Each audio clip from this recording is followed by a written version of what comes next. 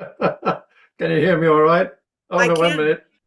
I can. Thank you so much for joining. Very nice to meet you, sir.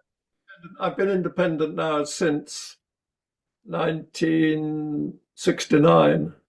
Wow.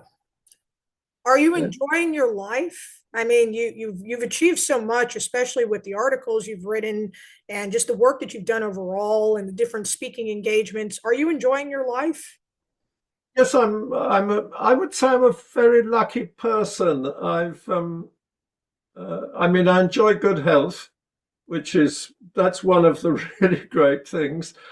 And secondly, I just seem to, I don't know, maybe just one is born with the right genes or something. I mean, one thing which is really quite striking, I cannot recall ever in my life for a single day feeling lonely. The feedback we've received from Google Analytics in March of this year was that people want to know if you have issues with how your cell works. So, if I were to construct this in a more articulate way, the layperson understanding of the mitochondria is that it's the powerhouse of the cell, that it contributes to cellular function. However, what they understand more specifically about that is that when the mitochondrial dysfunction occurs, when there's disease, as a result of mitochondrial dysfunction, so that's disease to say the brain, the heart, your eyes, etc., then something happens to that motion, that process. And so where I'm seeking guidance from you based on physics is if we understand that, say, kinetic molecular theory of gases refers to molecular motion, then how does molecular motion affect the mitochondrial process? Or rather, if you have mitochondrial dysfunction, if your cells have disease, what's happened to the molecular motion as a result? When was it? It was on a Saturday. I went to Bristol, so it was a week last Saturday, so about nearly 2 weeks ago. Um, I was at a wonderful conference in Bristol in Britain, um, where one of the speakers, a very fine speaker, she was very, very good. And she was talking about the extent to which quantum mechanics, which of course is uh, gives all our current understanding of things at the molecular level, but how it impacts directly on biology. And the most striking example she gave was precisely in the mitochondria, where there are very, very subtle effects that there. Now, that is a sort of technical thing. I mean, I think one of the persons in the audience is a man I know well, who's a very, very distinguished scientist, Sir Michael Berry. And he was full of praise for the talk, said she'd raised an aspect of how the mitochondria work, which is extremely interesting from the physics point of view.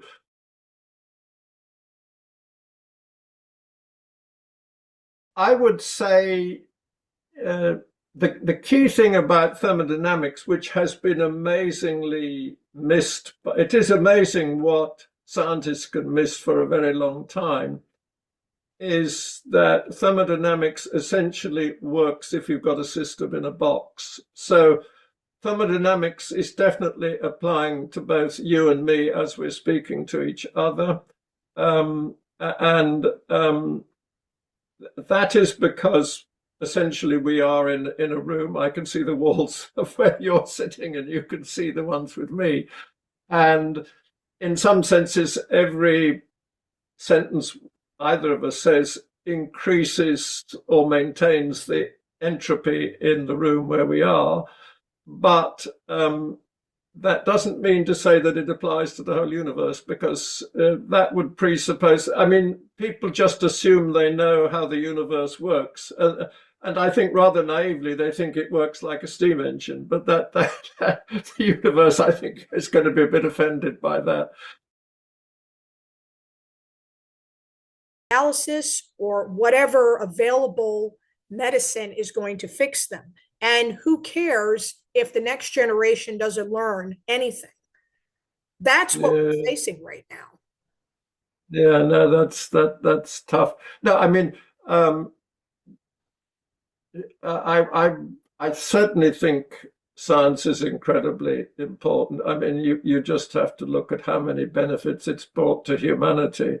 Yes. Um, I mean, that's absolutely clear. And I mean, I was nearly killed by appendicitis, but it was tremendously conscientious doctor who just wasn't quite sure. I had only very slight pain, but he said, I think I'm going to send you into hospital. Hospital couldn't work out from the x-ray what was going on, and they said, we think we should open you up. And I said, are you sure it's necessary? I feel fine. They said, no, we'll do it. So a lot of the people that are reaching out to kidney contenders now, they are already diseased. They're already in, say, a stage 4 of some type of disease, primarily, of course, chronic kidney disease. um, I think this is a problem with all sorts of things the world over. It's just this demographic one that there's now far fewer young people than the were relative, and so I think that's unfortunately just going to get worse and worse. But I wouldn't say it's it's a financial issue at all. It's just that doctors are in this country are now increasingly just rushed off their feet. Oh, They well, I have think that most providers in the United States, no matter what area, what region of the United States they're in, many of them complain that while we have, say, the Affordable Health Care Act, and of course we have Medicaid, which is per state, and then you have the overall Medicare, traditional Medicare, Medicare Advantage. The veterans have their own health care, and then you have what's called commercial, where that's, that's privatized and you pay into that. It's not government related. The main problem is that, again, too many patients, in some service areas more than not enough physicians that are specialized to treat certain diseases, certain illnesses. And then, of course, any type of quote unquote red tape or any type of constraint, from the government, if of course it's government insured patients they're seeing. If it's commercial, there's a little bit more latitude.